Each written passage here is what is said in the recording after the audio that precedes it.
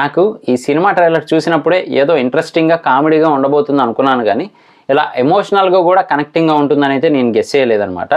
ఇంతకీ మూవీ ఏంటి అంటే కనుక హే బల్వన్.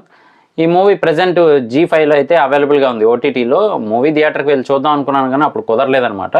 సో ఇక మూవీ ఎలా ఉంది అంటే కనుక సుహాస్ గారు చిన్నప్పటి నుంచి కూడా వాళ్ళ ఫాదర్ బిజినెస్ని టేక్ ఓవర్ చేయాలి అనుకుంటూ ఉంటారు. కానీ సర్టన్ సిచ్యువేషన్లో ఆయన తప్పక ఆ బిజినెస్లోకి వెళ్లాల్సి అయితే వస్తుంది. ఇంతకీ ఆ బిజినెస్ ఏంటి అనుకుంటున్నారా? ఒక లాడ్జ్ అయితే ఉంటుంది. ఆ లాడ్జ్ నిండా అమ్మాయిలు ఉంటూ ఉంటారు. ఎప్పుడు కూడా అక్కడే ఉండడం, అక్కడే నిద్రపోవడం, తినడం అంతా అక్కడే అనమాట. సో మీకు అర్థమైంది కదా. మరి వాళ్ళు అలా ఎందుకు మారాల్సి వచ్చింది, దేనికి వాళ్ళు తప్పక అందులోకి దిగాల్సి వచ్చింది, ఇదంతా కూడా స్టోరీగా అయితే చూపిస్తారు. కానీ ఎప్పుడూ మనకి ఒక యాంగిల్ నుంచే మూవీస్లో చూపిస్తూ ఉంటారు కదా. ఇది కాదు, దాని వెనక సిచ్యువేషన్స్ ఎలా ఉంటాయి అని కూడా ఇంకొక రకంగా అయితే చూపించారనమాట. ఇక ఇందులో వెన్నెల కిషోర్ గారు కానీ, అలాగే మిగతా కామెడీ యాక్టర్స్ కానీ, కామెడీ టైమింగ్ కానీ చాలా బాగుంటుంది.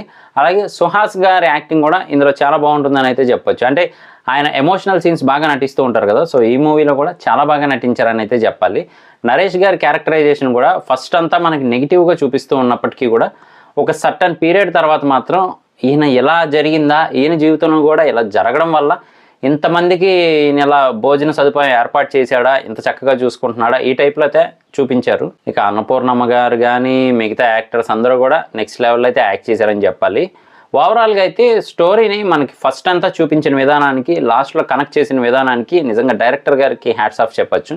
ఆ రేంజ్లో అయితే ఉంటుంది. కానీ మధ్యలో ల్యాగ్ సీన్స్ అవి కామనే ఇప్పుడున్న మూవీస్లో. ఓవరాల్గా అయితే ఒక మంచి సినిమా చూసామన్న ఎక్స్పీరియన్స్ని అయితే ఇస్తుందన్నమాట. ఇంతకీ మూవీ ఎందులో ఉంది అంటే G5లో అవైలబుల్గా ఉంది.